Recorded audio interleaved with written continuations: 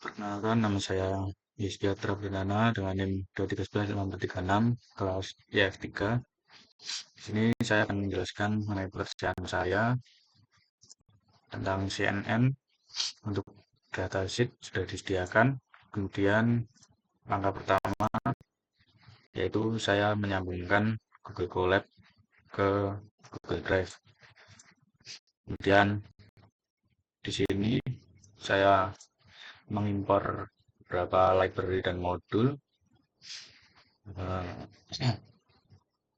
Jadi di sini ada TensorFlow dan Keras, yaitu framework utamanya untuk membangun model ini.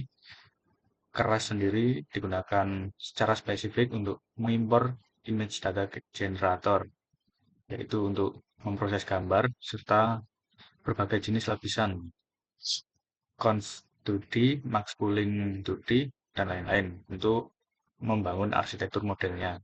Kemudian library lain seperti NumPy untuk operasi numerik pada data gambar dan Matplotlib digunakan untuk membuat visualisasi data seperti grafik performa dan model. Nah, di sini saya mengambil dari drive saya, kemudian image size ini merupakan setiap gambar diubah ukurannya menjadi 150 kali 150 pixel. Di sini ada page size yaitu 64. Artinya adalah model akan memproses 64 gambar dalam satu iterasi pelatihan. Langkah selanjutnya adalah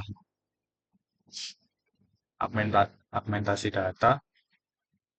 Langkah ini dilakukan untuk menyiapkan data gambar sebelum dimasukkan ke dalam model. Objek image data generator digunakan untuk mendefinisikan serangkaian transformasi.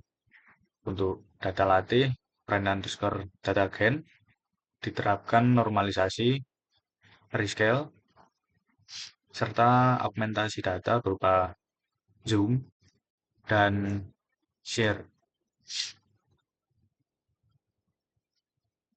Kemudian untuk data uji sendiri hanya dilakukan normalisasi untuk menjaga orisinil data saat evaluasi. Kemudian fungsi flow from directory sendiri digunakan untuk memuat gambar dari direktori yang ditentukan, menerapkan transformasi tersebut dan mengelompokkannya ke dalam batch. Nah, di sini hasilnya ditemukan sekian. Kemudian tahap selanjutnya adalah di sini pembangunan arsitektur model CNN-nya, di mana model dibuat menggunakan sequential, yang berarti lapisan-lapisan ditumpuk secara berurutan. Arsitektur ini terdiri dari 6 pasang lapisan conv 2D untuk ekstraksi fitur visual dan max pooling 2D untuk mereduksi lapisan dimensi. Setelah fitur diekstrasi, lapisan flatten mengubah data menjadi satu dimensi. Kemudian lapisan dense berfungsi sebagai pengklasifikasi. Di sini ditambahkan dropout. Fungsinya adalah untuk menjaga atau mengurangi overfitting. Dan kemudian lapisan dense yang terakhir dengan aktivasi softmax menghasilkan probabilitas prediksi untuk setiap kelas motif tadi. Dan ini hasilnya. Langkah selanjutnya adalah compile dan pelatihan model. Setelah arsitektur model didefinisikan di sini, langkah selanjutnya adalah mengkonfigurasi proses pelatihan melalui model compile. Di sini saya menggunakan optimizer-nya adalah Adam. Kemudian categorical cross entropy sebagai fungsi untuk mengukur kesalahan atau loss, dan akurasi sebagai metrik performa yang ingin dipantau. Setelah kompilasi, fungsi model fit ini dipanggil untuk memulai proses pelatihan.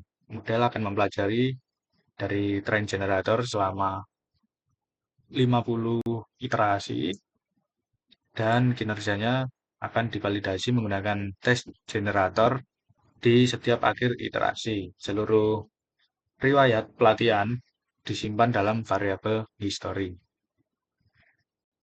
Nah, ini adalah prosesnya. Ada 50 iterasi. Kemudian tahap selanjutnya adalah melakukan visualisasi. Data akurasi dan loss untuk data latih dan data validasi diekstrak dari objek history. Kemudian di sini dibuat dua grafik, yang satu untuk membandingkan kurva akurasi pelatihan dan validasi, dan yang satu untuk kurva loss. Visualisasi ini memperkuat alat diagnostik yang sangat penting untuk memahami bagaimana model belajar dan untuk mengidentifikasi potensi masalah seperti overfitting. Kemudian ini adalah evaluasinya. Di sini terlihat akurasi pada data uji itu hanya 12,89% dan pada loss pada tes ini 3.470.